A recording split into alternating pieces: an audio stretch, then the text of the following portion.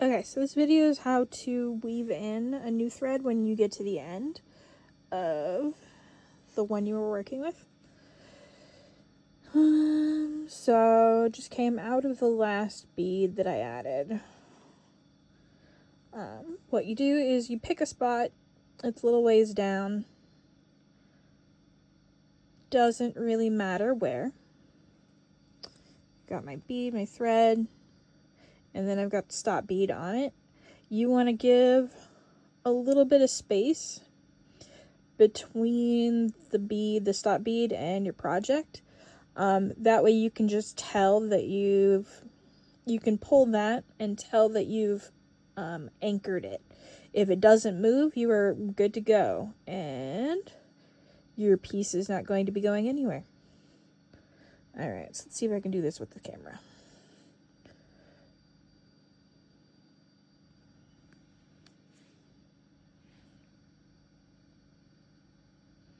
And so you just go around the circle once.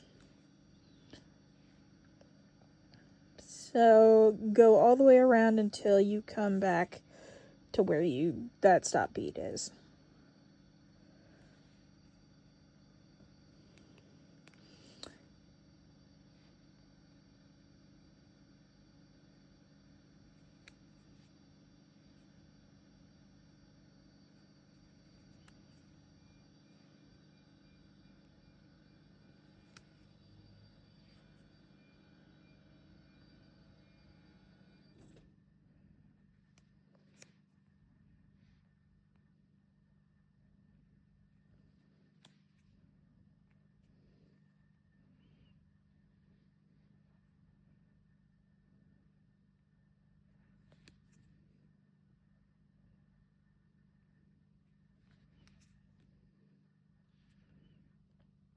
Okay, so keep that stop bead out of the way and make sure you still got that gap, so pull it a little bit so you got the gap.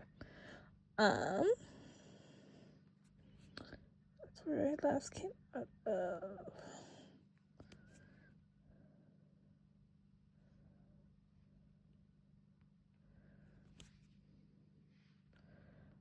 Alright, so this is the bead that our stop bead is coming out of. So we just go through that. And now if you pull on it, we'll say I'm using super thin thread, so it might move a little bit. But I know with my my fire line, at this point, it's not going anywhere. But we aren't done yet. So we take this and we go keep that out of the way and keep that out of the way. We go up. So we always follow the thread path. So always I'm going this way with my beading. So this direction, I don't know how to do that. That way, there we go,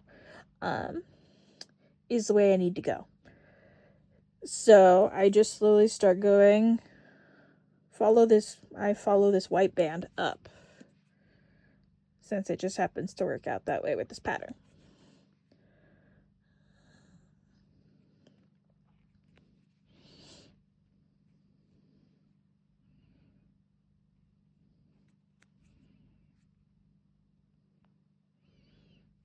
Kind of getting the hang of this whole beading while looking at a camera thing. Trying to do stuff under a microscope, it's weird.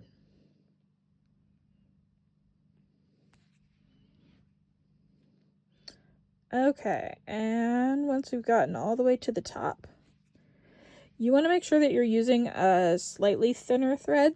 Like I'm technically using 4-pound Fireline. No, wait, yes, Fireline. Using 4-pound Fireline for it so that I can go through this a couple times without it getting too much thread in there and popping beads. There it is.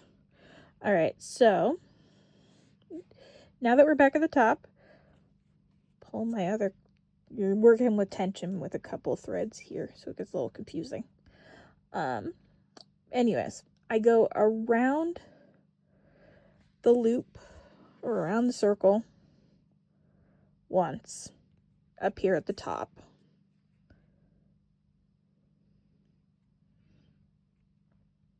And I am doing this one on even count, so I've got to step up. But that doesn't really matter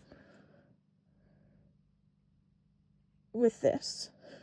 You just follow it around the circle till you come back around.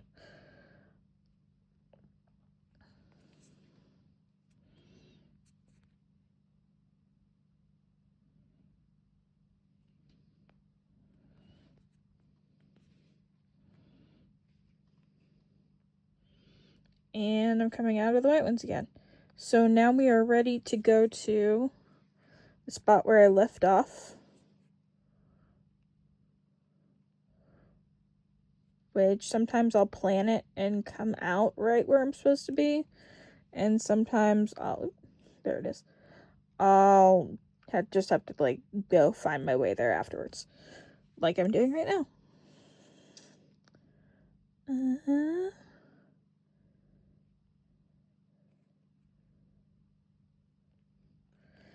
And so you can tell where you need to be by where your original thread is coming out of.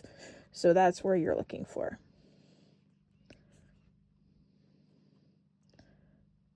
And here I go.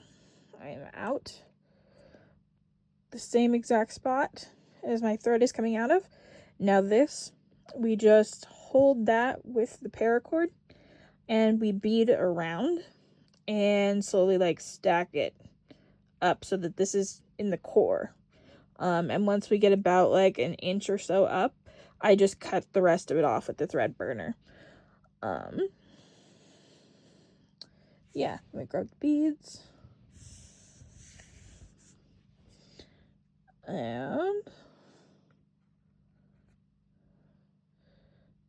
go ahead and add a black.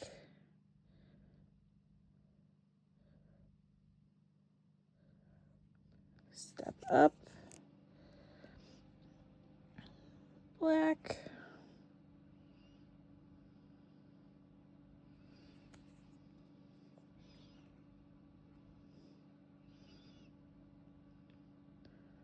White.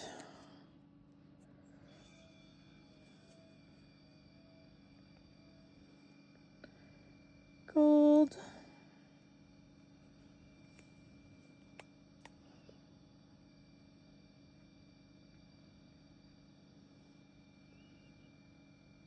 White. And if you notice here, that's I forgot to before that, but there's like I'll break my thread before this stop bead moves at all. And so you are fully anchored in. This is now taken over completely for the previous thread you were using. And you can then come down here and take out the stop bead and use a thread zapper. Maybe take out the stop bead. There we go. Out the stop bead and get our handy dandy thread zapper.